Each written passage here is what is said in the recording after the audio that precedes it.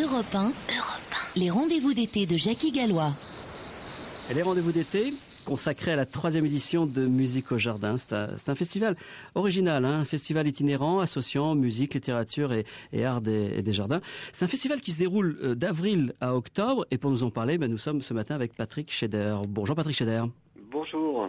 Vous êtes en quelque sorte le concepteur original de ce festival qui associe donc la musique, la littérature et les arts des jardins. Alors il faut préciser que vous êtes pianiste, vous, à l'origine, c'est votre métier. Voilà, c'est ça, je suis pianiste et c'est en fait en visitant à l'origine certains des châteaux de la Loire, notamment Chenonceau, et puis aussi le Clos Lucé, là où est mort Léonard de Vinci, que m'est venue cette idée. Alors il faut préciser, Patrick Scheder, que vous êtes avec Monique Scheder, c'est pour la partie littérature, et que pour la partie jardin, mise en espace végétal, vous avez fait appel à deux spécialistes, Gilles Clément et Antoine Quénardel. Gilles Clément qui a créé, pour nos amis parisiens, c'est le parc André Citroën, à l'origine également du jardin du musée des Arts Premiers et du journal des jardins, de l'Arche de la Défense. Comment ça se déroule avec le public? Parce que on s'imagine que vous êtes dans des endroits magnifiques, prestigieux, mais comment se déroule le festival? En fait, c'est une alternance de musique et de texte. Alors cette année, on est sur un thème très précis qui est celui de l'herbe folle. Voilà, parce qu'effectivement, on est sur le thème de la nature en liberté. Et c'est pourquoi on s'est associé avec Gilles Clément et Antoine Quénardel. Bon, Gilles est très connu pour avoir créé ces parcs dont vous parliez.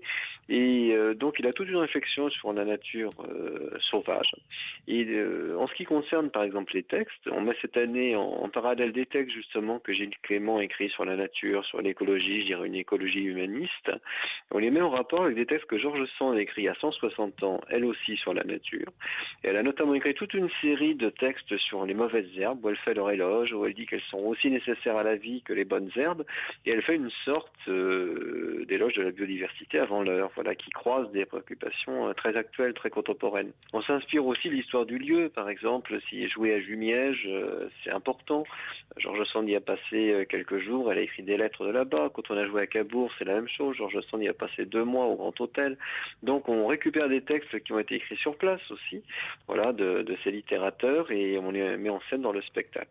L'idée, c'est vraiment de présenter la musique, la littérature et l'art des jardins dans une osmose, c'est-à-dire on laisse pousser l'herbe. Ensuite, il y a tout un travail botanique que les jardiniers font. Ils vont regarder quelles sont les plantes sauvages qui vont pousser, les étiquettes, avec des étiquettes très belles, format de carte postale qui brille, voilà, au soleil d'un côté, qui de l'autre côté porte les noms des plantes. Et il y a par exemple une trentaine de bottes de foin tout autour de nous. Voilà, le piano, la comédienne, on est à même le sol, il n'y a pas de podium. Donc c'est une sorte de spectacle ouvert, voilà, où on a un public très très bigarré, c'est-à-dire des connaisseurs des textes et des musiques qui viennent vraiment là pour cela. On a aussi beaucoup de jeunes parents avec des jeunes enfants. Moi, c'est un public que j'adore, voilà, qui est très ouvert à ce genre de démarche. Et puis aussi des curieux qui passaient par là, puisqu'il n'y a pas de frontière finalement entre nous et puis le public qui va, qui vient, qui passe, qui disent tiens, qu'est-ce qui se passe? Pourquoi il y a des végétaux assez bizarres? Pourquoi est-ce qu'on a laissé pousser l'herbe? Voilà. Et donc, la réunion de ces 3 publics fait, je crois, l'originalité de Musique au Jardin. Un festival à voir absolument. Demain, dimanche 6 juillet, vous serez à Tours, parc de la Gloriette, c'est bien ça? Voilà, c'est ça. Le parc de la Gloriette, c'est une plaine qui est normalement inondable, donc qui est gérée par le service d'espace vert de la ville de Tours. Et on va donner Chopin, Liszt, de l'improvisation, George Sand, Clément au milieu des herbes hautes. Voilà, presque le piano est submergé par les herbes. Oui. C'est à partir de quelle heure? C'est à partir de 16 heures. Parfait. Puis après, d'autres rendez-vous, Clermont-Ferrand, enfin, voilà, vous allez faire une grande balade. Et après Tours, ce sera le 16 juillet à Clermont-Ferrand, Limoges le 20, Metz le 23 juillet, ensuite on retourne dans la Sarthe à Bercy-sur-Bray le 27, et ensuite on repart à Boulogne-sur-Mer le 3 août, etc.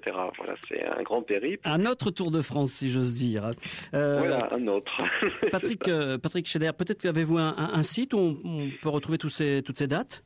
Voilà, alors d'abord il faut bien préciser que ces dates pour la plupart c'est entrée libre, les villes offrent ce spectacle au public et donc le public peut retrouver tout, il y a des images, il y a un diaporama, il y a la création végétale, même des extraits de texte sur notre site, donc www.patrick-scheder.com. Scheder c'est difficile, S-C-H-E-Y-D-E-R.